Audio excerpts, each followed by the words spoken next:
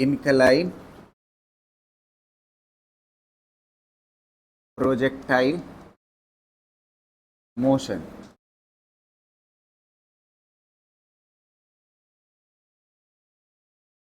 incline projectile motion, ठीक है। इसमें दो कॉन्सेप्ट पढ़ना है ना, एक बॉटम टू टॉप और एक टॉप टू बॉटम। तो सबसे पहले हम पढ़ेंगे बॉटम टू टॉप। तो हेडिंग डालिएगा बॉटम टू डबल टी या टी, बॉटम टू टॉप, ठीक है। बॉटम टू टॉप पढ़ेंगे। फिर उसके बाद दूसरा केस क्या है, टॉप टू बॉटम। तो पहले बॉटम टू टॉप समझते हैं, ठीक। ये ऐसे हमारा क्या कहते हैं, ये इनक्लाइन सरफेस है। क्या है, इनक्लाइन सरफेस। आपने यहां से किसी एंगल पे यहां से किसी पत्थर को फेंका ऐसे यू वेलोसिटी से ना, समझ आ रही ना। तो ये बॉटम है और ये वाला हिस्सा क्या है, टॉप है। तो ये ऐसे इस रास्ते से चलता हुआ ऐसे जाएगा ना, ऐसे, समझ आ रही ना बात। अच्छा, ये जो इनक्लाइन का एंगल है और ये वाला जिस एंगल पे पार्टिकल को फेंका है, ये एंगल क्या है, अलग है। तो इसको मान लेते हैं ये वाला एंगल जो है ये अल्फा है, और जिस एंगल पे फेंका है उसका नाम हम रख देते हैं क्या, थीटा। कितना रख देते हैं, थीटा। क्लियर रहेगा ना। अब इसके बाद देखिएगा एक चीज आप समझिए, इस वेलोसिटी के दो कंपोनेंट होंगे। जिससे एंगल लगा हुआ है वो वाला कंपोनेंट क्या कहलाता है, u cos थीटा, और जिससे एंगल नहीं लगा हुआ है वो क्या कहलाता है, u sin थीटा। यहां तक कोई दिक्कत नहीं ना। अब अगला स्टेप समझिएगा, g कैसे लगेगा, एक्सीलरेशन ड्यू टू ग्रेविटी कैसे लगेगी, वो बात समझिएगा। अगर यहां पर आप किसी पत्थर को छोड़ दो, यहां पर किसी पत्थर को आप छोड़ दो, तो इस पत्थर को अगर आप छोड़ोगे तो ये किधर गिरेगा, नीचे की तरफ। किस तरफ गिरेगा, लेकिन हकीकत में इस पे अगर कोई फोर्स लग रहा है तो वो एक चीज लग रही है, और वो क्या लग रही है, यहां पे जी लग रहा है। क्या लग रहा है, जी। जी इधर की तरफ लगता है ना, जी हमेशा कैसा लगता है, सीधा। तो इसको चला कौन रहा है, इधर की तरफ कौन चला रहा है, इसका कंपोनेंट चला रहा है ना, जी का कंपोनेंट चला रहा है। इस तरफ इसको खींचेगा कौन, भाई कोई आदमी तो है नहीं। तो ये इधर फिसलेगा कैसे, जी का कोई कंपोनेंट होगा जो इसको क्या करेगा, खींचेगा। अब जी का जो कंपोनेंट होगा वो दो कंपोनेंट होगा, ध्यान से देखिएगा। एक ये कंपोनेंट जो इसको क्या करेगा, खींचेगा। अच्छा, एक कंपोनेंट से दूसरा कंपोनेंट हमेशा कितने पे होता है, 90 पे। तो एक कंपोनेंट ऐसा होगा, ऐसा, समझ आ रही ना बात। एक कंपोनेंट ये होगा और दूसरा कंपोनेंट ऐसा होगा। अब मसला ये है, इस जी का हम कंपोनेंट कर सकते हैं, लेकिन हमें क्या पता हो जाए, एंगल पता हो जाए। क्या पता हो जाए, अब देखिए इन दो लाइनों के बीच का एंगल पता है, इन दो लाइनों के ना, पता है ना। अब आप ध्यान से देखिए, इन दो लाइनों पे परपेंडिकुलर कौन सी दो लाइन है, ये 1 2 3 लाइन है। 3 लाइन में से देखोगे इस वाली लाइन पे ये वाली लाइन क्या है, परपेंडिकुलर, और इस वाली लाइन पे ये वाली लाइन क्या है। तो इन दो लाइनों के बीच में एंगल कितना है, अल्फा। तो ये दो लाइनें इस पे क्या है, परपेंडिकुलर, इसके बीच भी एंगल कितना होगा, अल्फा। समझ आ रही ना बात। अब ये वाला कंपोनेंट कितना हो जाएगा बताइए, जी कॉस अल्फा, और ये वाला कंपोनेंट कितना हो जाएगा, जी साइन अल्फा। यहां तक क्लियर है। अब इसके बाद हम क्या करेंगे, हमने कंपोनेंट कर लिया, सब कुछ कर लिया, हमारा काम खत्म है। अब इसको एकदम वैसा बनाने की कोशिश करेंगे जैसा एंगुलर प्रोजेक्टाइल पढ़ा था। क्या चीज पढ़ा था, एंगुलर। अब इस चीज को ऐसे सीधा उठा करके यहां पे बनाइएगा, ध्यान से देखिएगा। ये आपकी जमीन हो गई और आपने पत्थर को ऐसे फेंका था, ये वाली चीज उठा करके ना इसको ऐसे सीधा कर दिया। इसको क्या कर दिया, सीधा। अच्छा सीधा करोगे, ऊपर की तरफ क्या लग रहा है, ऊपर की तरफ u साइन थीटा, और इधर की तरफ क्या लग रहा है, u कॉस थीटा। यहां तक कोई दिक्कत? अब g वाले को देखो, g वाला, ये वाला जो g साइन थीटा है, इसी लाइन का क्या कर रहा है, ये g sine theta, sorry u sine theta का ये g कॉस अल्फा क्या कर रहा है, u साइन थीटा का g कॉस अल्फा क्या कर रहा है, अपोज। तो u साइन थीटा ऊपर है, नीचे क्या होगा, g कॉस अल्फा। यहां तक हो गया, समझ आ रही? अच्छा ये वाले का, ये वेलोसिटी का u cos थीटा का g साइन अल्फा क्या कर रहा है, उसी लाइन में ना, तो ऐसे बन जाएगा, ये क्या हो जाएगा, g साइन अल्फा। बन गया ना सारी चीजें। अब आप देखिए, सबसे पहले दो चीजें हमने पढ़ी थी, एक पढ़ा था time of flight angular projectile में, ऐसे वाले केस में। तो टाइम ऑफ फ्लाइट किससे निकाली थी, वर्टिकल से, और हाइट भी किससे निकाली थी, वर्टिकल से। किससे निकाली थी, समझ आ रही ना बात? तो जब टाइम ऑफ फ्लाइट निकाला था, तो उस वक्त टाइम ऑफ फ्लाइट का फॉर्मूला क्या था, 2u साइन थीटा बाई क्या था, g था। इस बार आप ध्यान से देखिए, पिछले वाले में जो एंगुलर हमने पढ़ा, उसमें कौन अपोज कर रहा था, g। इस बार कौन अपोज कर रहा है, बस g की जगह पे क्या हो जाएगा, g cos अल्फा। समझ आ रही ना बात? अच्छा ऐसे ही हमने क्या पढ़ा था, दूसरा फार्मूला क्या था हमारा, दूसरा फार्मूला हाइट का पढ़ा था। हाइट का फार्मूला क्या था, u square sine square theta upon 2g पढ़ा था। अच्छा ये बताओ, अब g की जगह पे क्या हो जाएगा, g की जगह पे पहले अपोज कौन करता था, g करता था, अब कौन अपोज कर रहा है, g cos। समझ पा रहे हो ना? तो एंगुलर वाला जो फार्मूला है वही रहेगा, बस यहां पे क्या ऐड कर देना, जी कॉस अल्फा अपोज कर रहा है ना। अगर जमीन पे ऐसे पत्थर को फेंकते तो कौन अपोज करता, जी, और एंगुलर पे फेंकोगे तब कौन अपोज करेगा, बस इतना सा फर्क है। इसको कर लीजिए, फिर उसके बाद तीसरा कौन बचता है फार्मूला, रेंज का।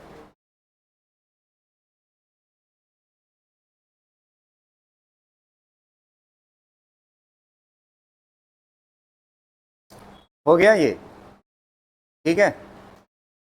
अब क्या फाइंड करना है, रेंज। क्या फाइंड करना है, रेंज। देखिएगा इस बार रेंज अलग से कैलकुलेट करनी पड़ेगी, उस फार्मूले से रिलेट नहीं कर सकते।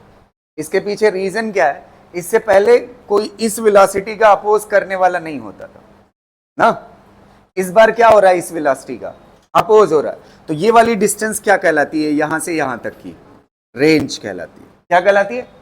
अच्छा रेंज हॉरिजेंटल डिस्टेंस है ना।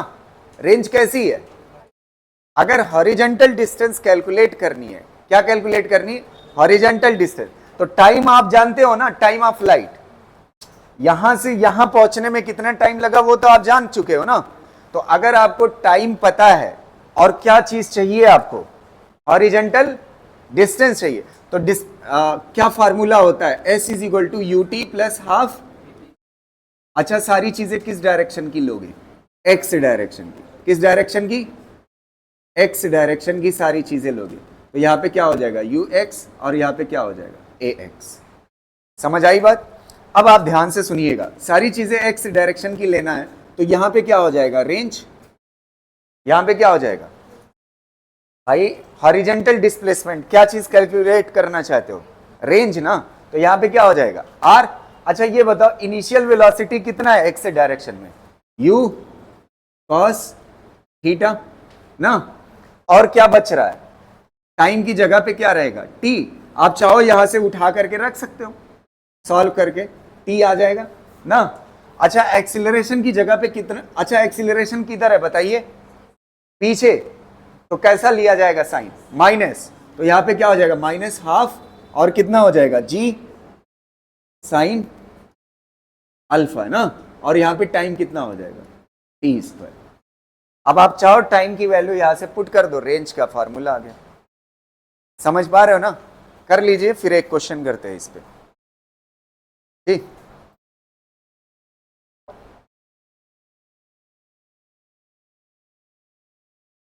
निकल आएगी ना रेंज? एक क्वेश्चन कराते हैं आपको ऐसा ही, इसी से मिलता जुलता। आप तीनों चीजें बताइएगा, time of flight, maximum height, और क्या चीज, रेंज। समझ आ रही ना बात? क्लियर रहेगा ना? चलिए इस क्वेश्चन का आप आंसर दीजिएगा।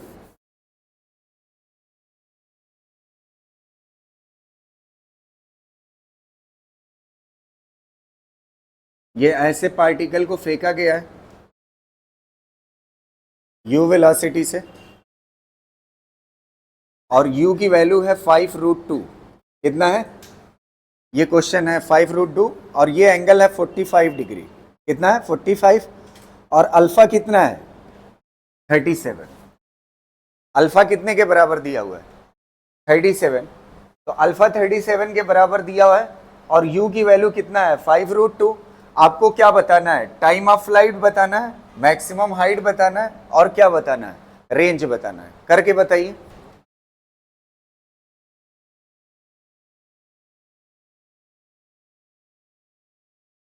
जिसको 37 की वैल्यू नहीं निकालनी आती ना, वो ये ट्रायंगल याद कर ले।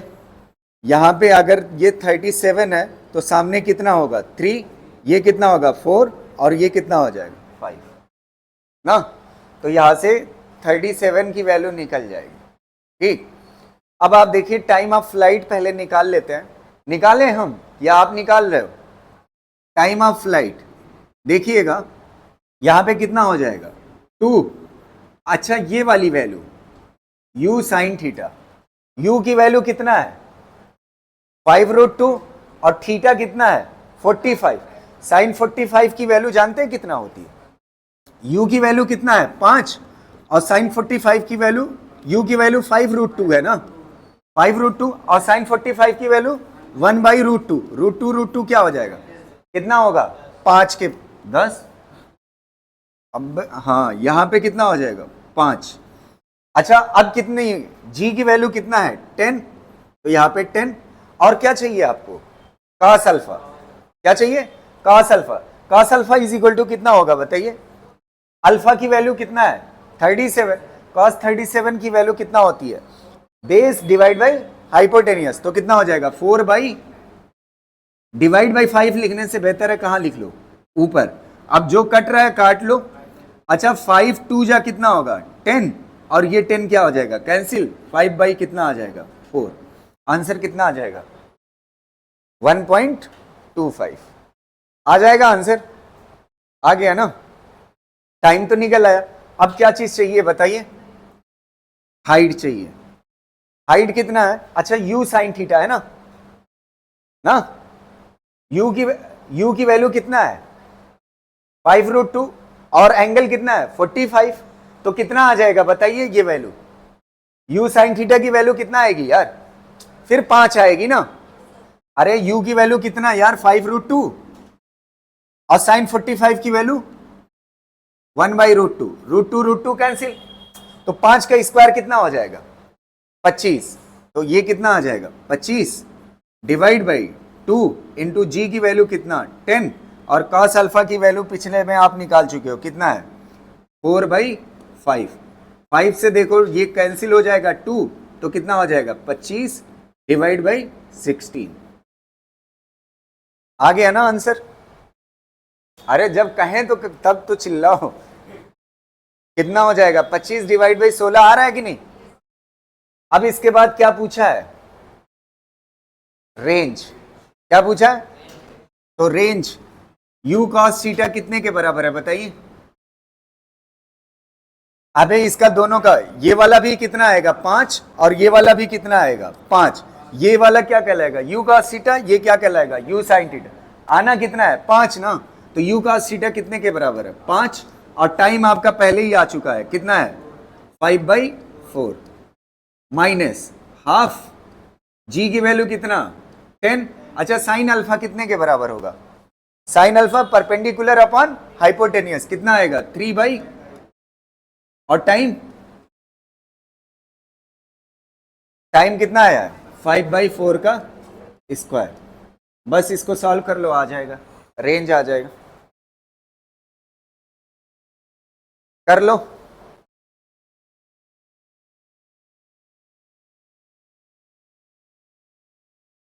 हो जाएगा ना। चलिए लास्ट कॉन्सेप्ट प्रोजेक्टाइल मोशन का देखो। अगला कॉन्सेप्ट कहां से कहां तक है, टॉप टू बॉटम, ठीक है। टॉप टू बॉटम में क्या होगा देखना ध्यान से, एक इंक्लाइन है ऐसे ना, और इंक्लाइन एंगल कितना है अल्फा, इंक्लाइन एंगल कितना है अल्फा। अब आपने टॉप से फेंका किसी पत्थर को यहां से, और किस स्पीड से फेंका, यू स्पीड से, किस स्पीड से फेंका, यू स्पीड से, तो ये ऐसे गिरेगा, ऐसे गिरेगा ना, समझ आ रही ना बात। यू से फेंका किसी एंगल किस पे, थीटा पे, समझ पा रहे हो ना। तो इसका दो कंपोनेंट हो जाएगा, एक क्या हो जाएगा you cos theta, you cos theta, और दूसरा क्या हो जाएगा यू साइन थीटा ना, यू साइन थीटा। अब जी देख लेते हैं किधर लगेगा। अगर यहां पे कोई पत्थर होता, यहां पे कोई पत्थर होता तो ये किधर फिसलता, आगे की तरफ। कौन खींचता, जी तो ऐसे लग रहा है, जी तो ऐसे लगता है ना, तो खींचा कौन, जी का कंपोनेंट। तो एक कंपोनेंट ऐसे होगा जी का, और जी का दूसरा कंपोनेंट हमेशा कितने पे होता है 90 डिग्री पे। अब मसला ये है कि कौन सा एंगल अल्फा होगा, ये पता कर लें, फिर जी कॉस अल्फा जी साइन अल्फा कर लेंगे। तो सबसे पहले देखो इन दो लाइनों के बीच में एंगल पता है ना, इन दो लाइनों पे ढूंढो कौन सी दो लाइन परपेंडिकुलर है। इस वाली लाइन पे ये वाली लाइन क्या है परपेंडिकुलर, और इस वाली लाइन पे ये वाली लाइन क्या है परपेंडिकुलर। तो ये एंगल क्या है अल्फा, तो ये भी एंगल क्या होगा, क्योंकि ये दोनों लाइनें उस पे क्या है परपेंडिकुलर। तो ये क्या हो जाएगा जी कॉस अल्फा, और ये कितना हो जाएगा जी साइन अल्फा ना। अब इसको यहां पे बना लो, इसको हॉरिजेंटल कर लो। जब हॉरिजेंटली कर लोगे तो इसकी पिक्चर ऐसे बन जाएगी, जब ऐसे सीधा कर दोगे, इसको उठा करके क्या कर दिया सीधा। जब सीधा करोगे तो ये वेलोसिटी कितना होगी u, और ये एंगल कितना होगा थीटा। तो ये वाला कंपोनेंट कितना होगा u cos थीटा, और ये वाला कंपोनेंट कितना होगा u sin थीटा। अब एक बात बताइए हमें, ये जो g वाले हैं, g वाले बना लीजिए, इस u sin थीटा का ये g cos अल्फा क्या कर रहा है अपोज कर रहा है, तो नीचे बन जाएगा क्या g cos अल्फा ना। अच्छा ये वाली चीज जो है ये क्या कर रही है, इस बार वेलोसिटी का सपोर्ट कर रही है, तो वेलोसिटी की डायरेक्शन में ये कितना हो जाएगा बताइए जी साइन अल्फा। अच्छा पिछले वाले और इस वाले में फर्क क्या है, पिछले वाले में ये किधर अपोज कर रहा था, इस बार ये क्या कर रहा है सपोर्ट कर रहा है। अच्छा टाइम ऑफ फ्लाइट का फार्मूला क्या हो जाएगा, पहला टाइम ऑफ फ्लाइट का फार्मूला क्या होता था T is equal to 2u sine theta by g होता था। ये तब होता था जब एंगुलर प्रोजेक्टाइल होता था और जी से अपोज होता था। इस बार जी से नहीं, कितने से हो रहा है जी कॉस, तो पिछला वाला है, समझ आ रही है। अच्छा ये बताओ हाइट का फार्मूला क्या हो जाएगा, मैक्सिमम हाइट का you square sine square theta by 2g, और कितना हो जाएगा कॉस ना। अच्छा रेंज का फार्मूला क्या आया था, रेंज देखो s इज इक्वल टू क्या यूज किए थे ut plus half at square ना, और सारी चीजें किस डायरेक्शन के लिए थे x डायरेक्शन की। तो अब एक बात बताइए, इनिशियल वेलोसिटी हॉरिजॉन्टल कितने के बराबर है बताइए u cos थीटा, और टाइम की जगह पे क्या रहेगा t। अच्छा एक्सीलरेशन पिछली बार अपोज कर रहा था, इस बार क्या कर रहा है सपोर्ट, तो यहां पे कैसा लिया जाएगा प्लस हाफ, और कितना हो जाएगा जी कॉस अल्फा, और यहां पे क्या हो जाएगा टी स्क्वायर। सॉरी जी साइन अल्फा, यहाँ पे जो सपोर्ट कर रहा है वो कौन है, जी साइन अल्फा, और यहाँ पे क्या हो जाएगा, टी स्क्वायर। अच्छा, पिछले वाली रेंज के फार्मूले में और इसमें क्या फर्क है? यहां पे क्या आया था, अब यहां पे क्या आ गया, तो इससे पता चलता है। अच्छा, एक थ्योरेटिकल क्वेश्चन का आंसर दीजिए। अगर पिछला वाला कॉन्सेप्ट होता, बॉटम से हम किधर फेंकते, टॉप, उसी वेलोसिटी से, और इस वाले कॉन्सेप्ट में कहां से फेंक रहे हैं, टॉप से किधर, तो रेंज किसमें ज्यादा होगी, इस वाले में रेंज क्या हो रही है, प्लस हो रही है। तो टॉप टू बॉटम फेंकोगे तो रेंज क्या हो जाती है, बढ़ जाती है, और अगर बॉटम टू टॉप फेंकते हो तो रेंज क्या हो जाती है, कम होती है। समझ पा रहे हो ना? बस ये हो गया, इसको कर लीजिए। अगर पिछला क्वेश्चन मैं फिर से रिपीट पूछता, 1 मिनट आप ध्यान से सुन लीजिए, फिर उसके बाद नया चैप्टर पढ़ते हैं। अगर अल्फा की वैल्यू 37 होती, कितना होती, 37, और ये वाली वैल्यू थीटा की वैल्यू 45 डिग्री होती ना, समझ आ रही ना बात? पिछले क्वेश्चन है ना, पिछले वाले में बॉटम टू क्या था, टॉप, इस बार टॉप टू क्या है, बॉटम। अच्छा, ये वाला आंसर क्या आता, सेम, ये वाला भी आंसर क्या आएगा, बस रेंज में जहां पे माइनस था वहां पे क्या हो जाएगा, प्लस। तो मुझे नहीं लगता कि कराने की जरूरत है, कर ले जाओगे ना, बस रेंज में क्या हो जाएगा, प्लस, बाकी ये दोनों आंसर क्या आने हैं, सेम।